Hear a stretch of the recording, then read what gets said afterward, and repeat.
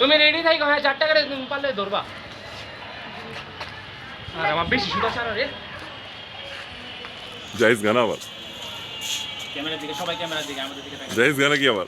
না না যাবো না, এই যে ওই দিব এখন আমি মনে করো।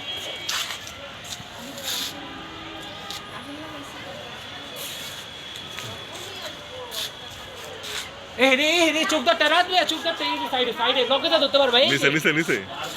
না আমি দেখি ওই যে পড়ে আছে নিচে আসে। আয় হায় মাটি কাটে আমি তো তোমার কইতাছি, তুমি তো কিছুই করো না।